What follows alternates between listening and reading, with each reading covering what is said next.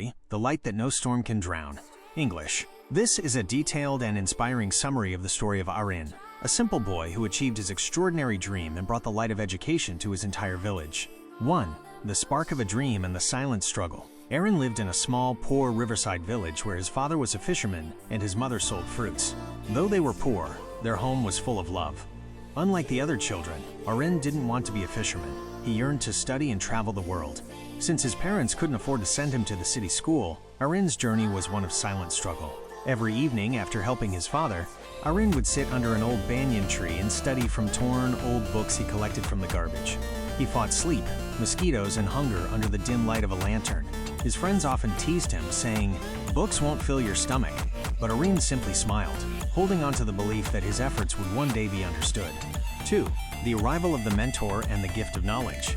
One rainy season, a flood hit the village. Arin and his father helped rescue people, including an old man named Mr. Rahim, a retired school teacher from the city.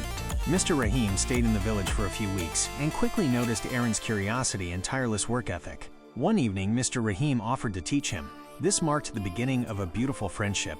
For 3 years, Mr. Rahim taught Arin English, mathematics, and most importantly, the values of patience and honesty. Arin's dream grew from just leaving the village to changing it by bringing education to every child. 3. The promise and the journey to the city. Time, however, was not kind forever. One winter morning, Mr. Rahim fell seriously ill. On his deathbed, he gave Arin his old fountain pen and made him promise, "Promise me, you will never stop learning. Knowledge is the only light that no storm can drown." Arin wept but made the solemn vow. Years passed, and Arin finally earned a scholarship to study in the city. Despite the cold, lonely nights and often skipping meals, he remembered his promise and studied relentlessly. He eventually graduated with honors in education. 4. The return and the legacy. After finishing his degree, Arin was advised by many to stay in the city, where there was money and comfort. But Arin refused. "My home still lives in darkness.